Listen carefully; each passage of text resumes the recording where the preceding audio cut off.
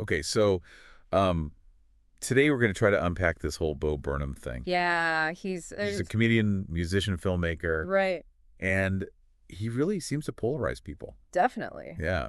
So this should be an interesting deep dive. Yeah, looking forward to it. We got a really fascinating mix of sources that you all sent in. Mm-hmm. Um, Articles that analyze his work, especially that inside Mm-hmm. special background Right. on his career, and then even some speculation about like why he's been absent recently. Yeah, seems to have dropped off the face of the earth. Yeah, so is this guy a visionary pushing creative boundaries or like a really clever con artist capitalizing on Yeah. all of our anxiety Yeah, anxiety is about the internet, about fame. about everything? Yeah. So grifter or gifted?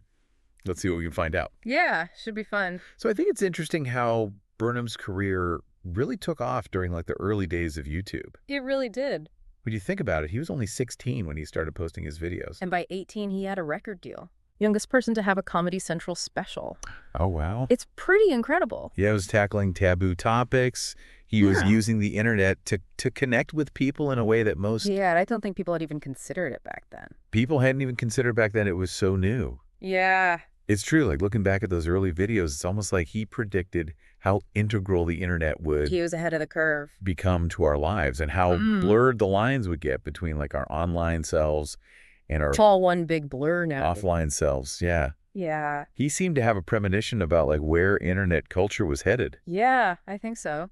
And those early themes of social commentary and pushing the envelope, they've become even more pronounced, like As his career has progressed. as his career's gone on. Absolutely. Yeah, and I feel like you can draw a direct line from those YouTube videos to his directorial debut with 8th grade, Yeah, I see that. which got critical acclaim. It did. A lot of people were very impressed. Yeah, people were praising his ability to capture like the anxiety of young people navigating social media. Especially. And it wasn't just funny, it was insightful and poignant.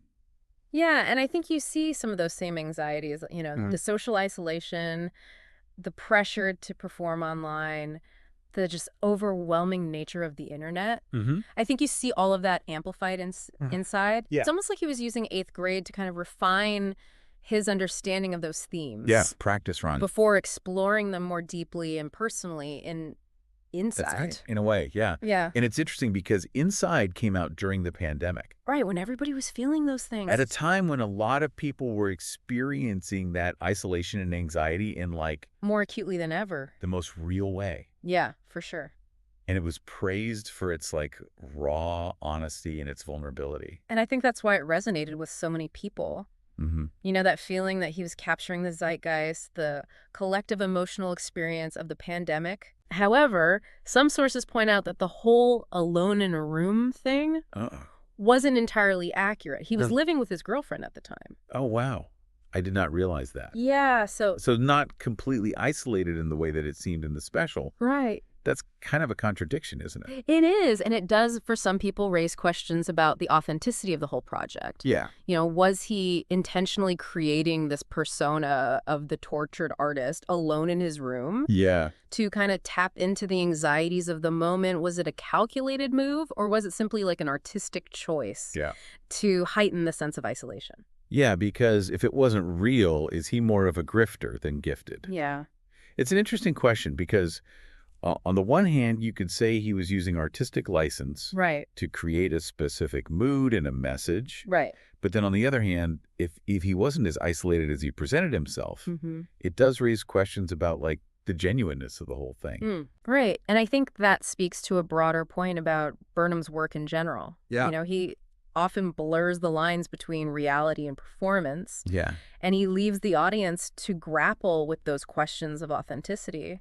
And he has spoken openly about his struggles with anxiety and panic attacks. He has. Like he's revealed a vulnerable side. He has, and his first panic attack happened on stage back in 2013 Oh, wow. at the Edinburgh Fringe Festival. Oh, my gosh. Can you imagine that pressure? Hell. Performing in front of thousands of people and you have a panic attack. Oh, my God. It's awful. And shortly after that, he took a 5-year break from live performance.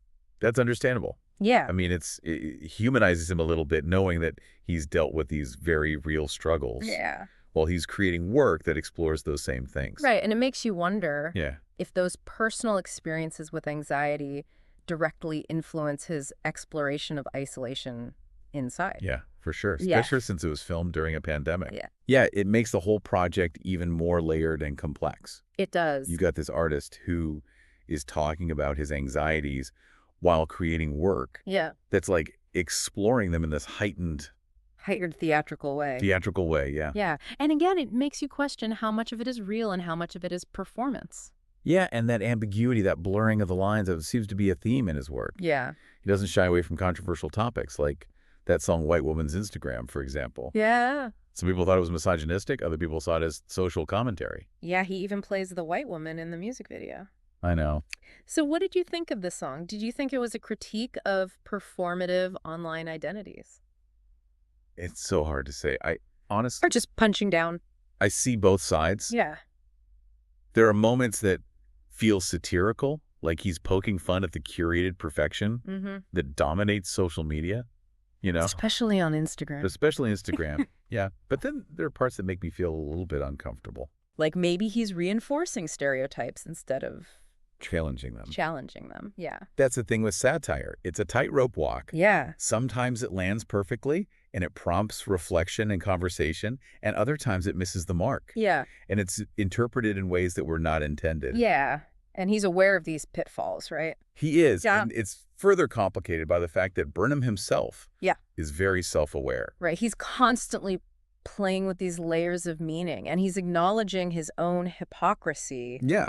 as he critiques internet culture Right. while benefiting from it. He's- It's like he's daring us to question his motives, to wonder if he's really concerned about these issues, Hmm. or if he's just using them to further his career. Which again brings us back to that core question. Yeah. Is he a grifter or is he gifted? Yeah.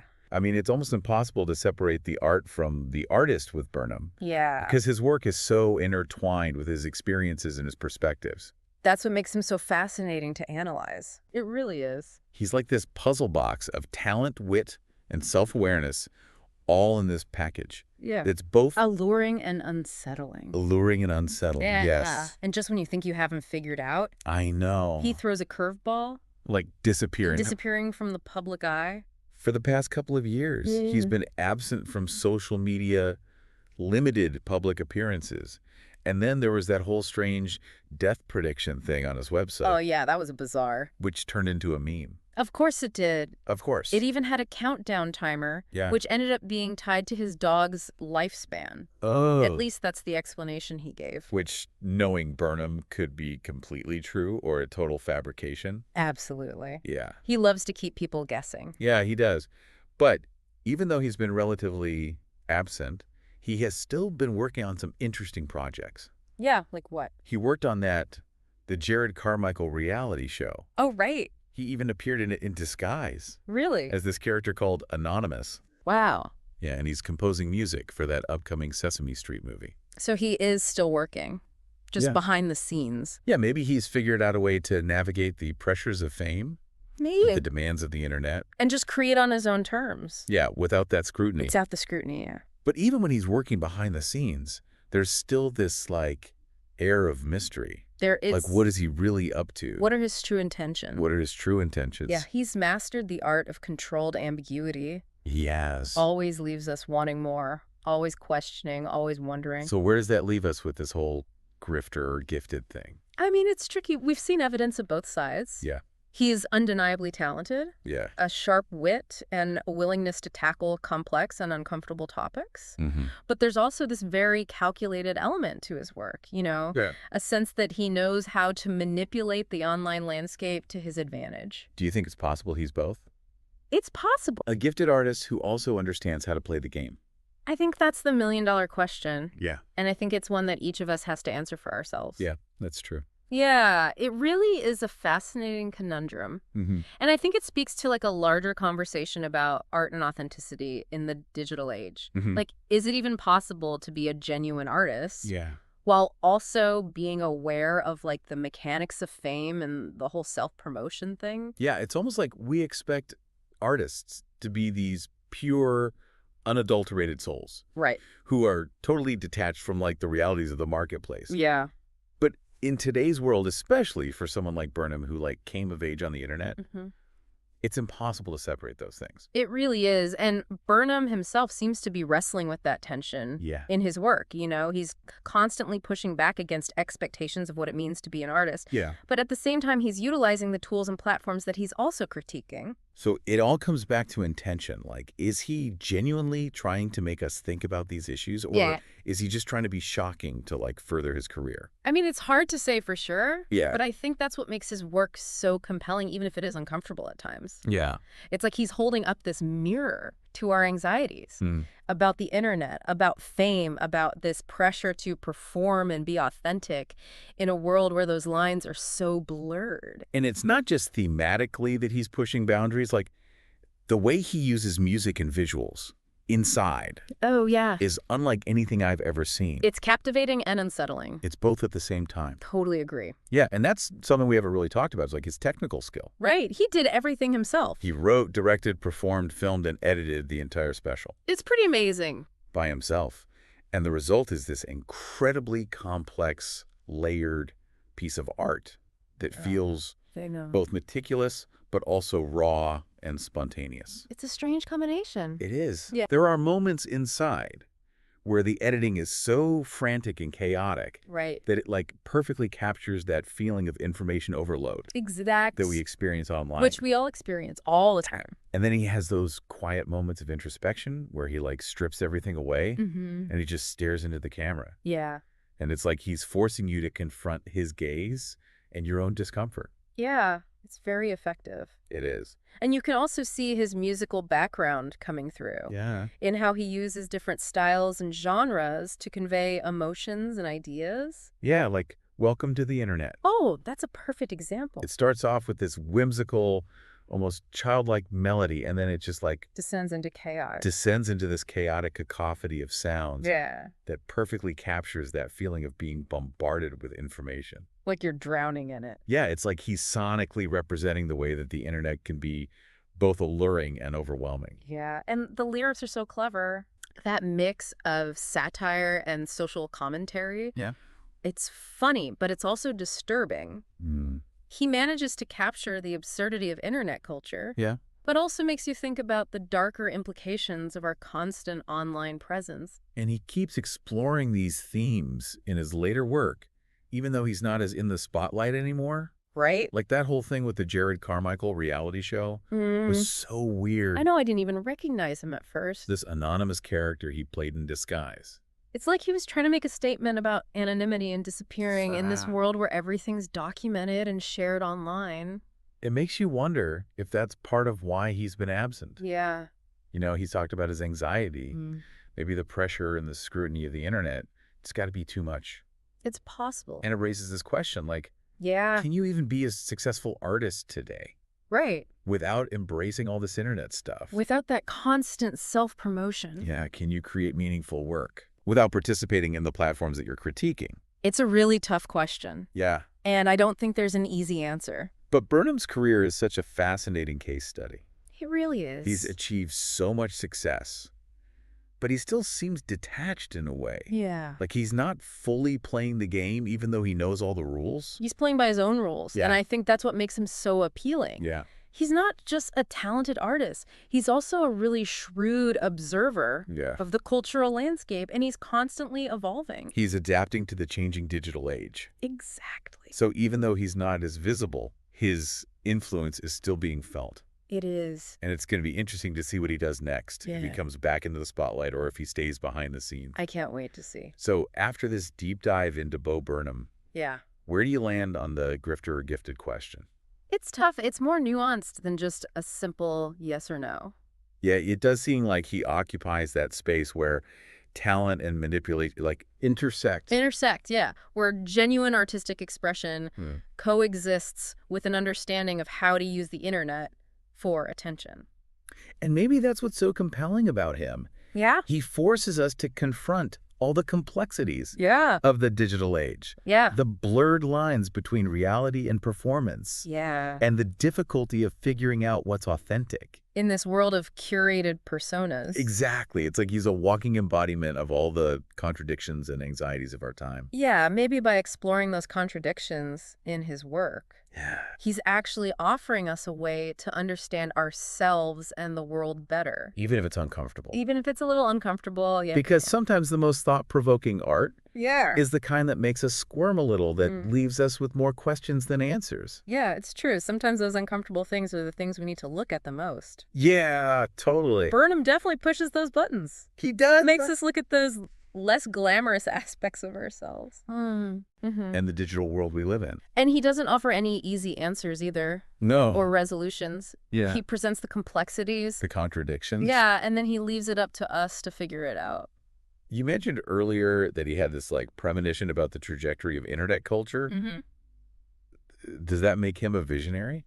Well, that's the question, isn't it? Yeah. Is it vision, or is he just super attuned to the cultural moment? Yeah. And really good at repackaging it Yeah. in a way that's entertaining and thought-provoking? Maybe it's a little bit of both. Yeah, I think so. He's not afraid to experiment. Nope. To push the boundaries of what people think is okay. Yeah. Both in terms of like the content and the form. And he's not afraid to fail. No. He's gotten some criticism. Yeah. Accusations of being pretentious or trying too hard. Yeah. But he doesn't stop. He just keeps creating and challenging himself in the audience. That takes a lot of confidence. It does. Or maybe even arrogance. Maybe a little bit of both. But I also think it's a sign that he's truly passionate. About his art. Yeah.